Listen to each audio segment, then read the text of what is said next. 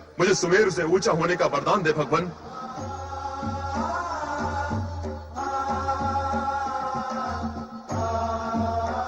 तथास्तु। किंतु विंध्यराज, ये भी स्मरण रखना कि इस वरदान के दुष्परिणामों का दायित्व भी तुम्हारा ही होगा। प्रणाम प्रभु।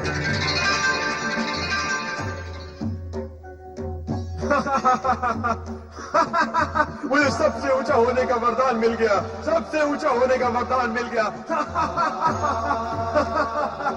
भगवान शिव के वरदान ने एक ओर तो विंध्याचल को प्रसन्नता प्रदान की, किंतु दूसरी ओर दूसरों से स्वयं को श्रेष्ठ समझने वाला अहंकार भी उसमें जागृत हो गया, जिसके वशीभूत अनिष्टकारी परिणामों से बेसुध होकर वो भगवान शिव के वरदान स्वरूप धीरे धीरे ऊंचा और ऊंचा होता गया।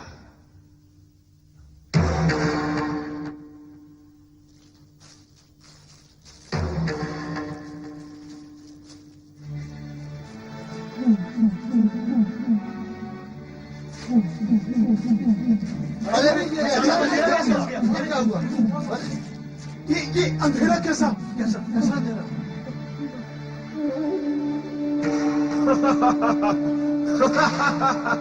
सुमेरु स्वयं को पर्वतों का सम्राट समझता है। मेरी ओर देखेगा तो उसका गर्व चूर चूर हो जाएगा। यदि अंधेरा नहीं हटा तो नर नारी पशु पक्षी जीव जंतुओं का क्या होगा? रोग फैल सकते हैं, अकाल मृत्यु हो सकती है। इस प्रकार तो हमारा जीवन छिन्न भिन्न हो जाएगा। आओ अगस्त ऋषि के पास चलते हैं, वही हमारी रक्षा का उपाय बताएंगे।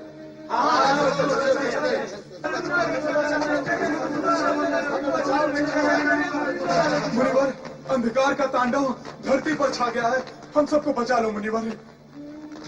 ये कैसा अंधकार है?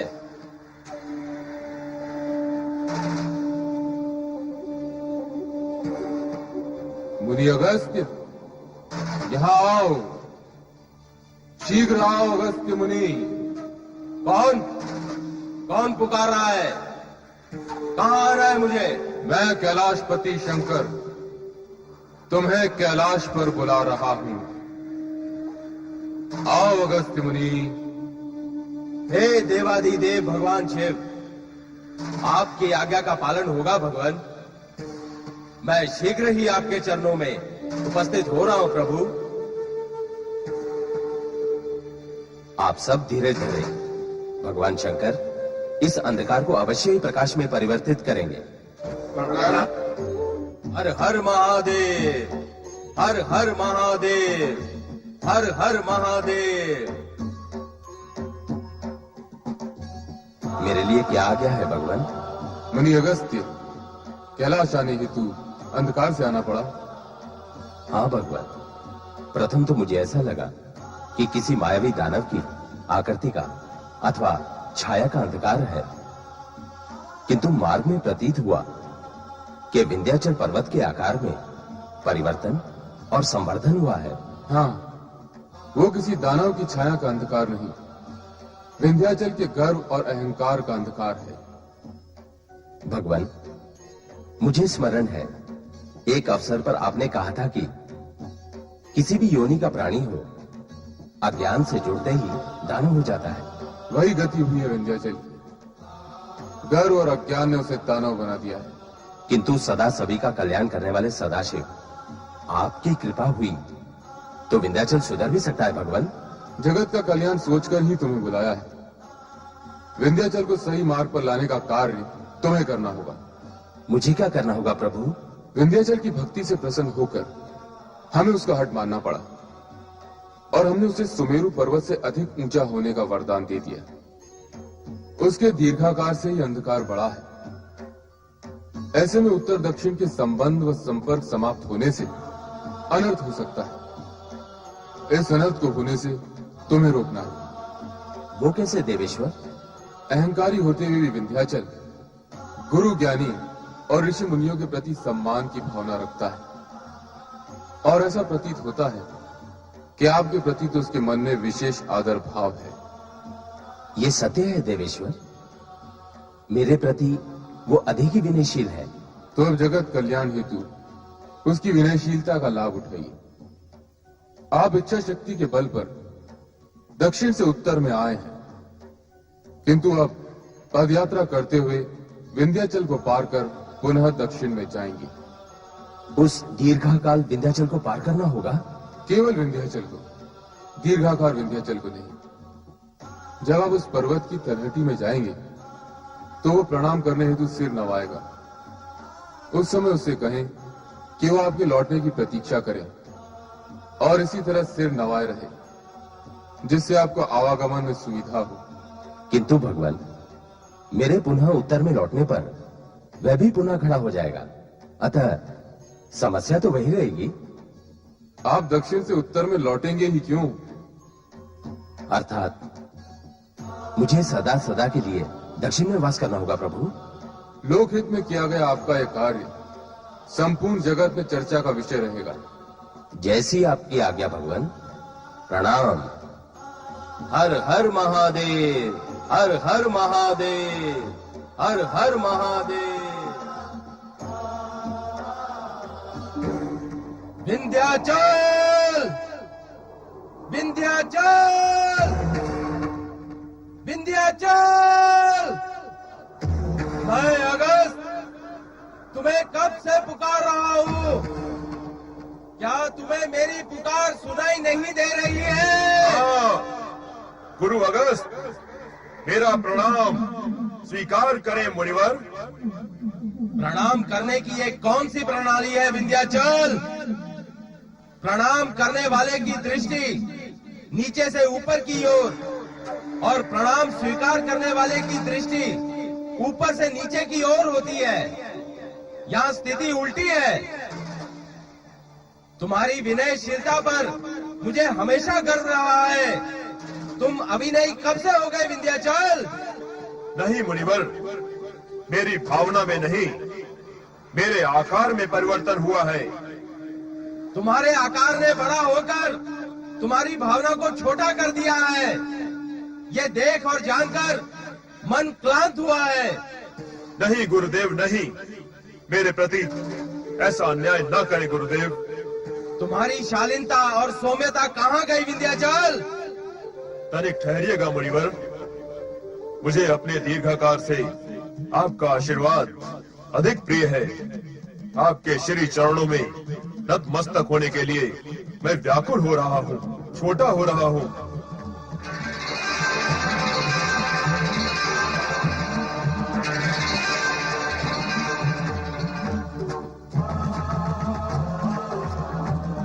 मुनिवर को विंध्याचल का प्रणाम। सुमत और सद्बुद्धि सदैव तुम्हारे साथ रहे। मेरे लौट के आने तक तुम इसी तरह झुके रहना विंध्याचल। ऐसी कठोर आज्ञा क्यों मुनिवर? अपनी कठोर यात्रा को सुगम करने के लिए। तुम्हारी दीर्घाकार पर्वतीय काया को पार कर जाने और आने में मुझे दीर्घकाल तक यात्रा करनी होगी, परंतु तुम्हारे झुके रहने से मैं सुगम पूर्वक आ और जा सकता हूँ। मेरे लिए इतना त्याग करोगे ना विंध्याचल? अवश्य मुनिवर, किंतु कृपा करके शीघ्र ही लौटना। निश्चिंत रहो विंध्याचल, तुम्हारे कष्ट की पीड़ा मुझे शीघ्रता प्रदान करेगी। मैं आगे बढ़ता हूँ।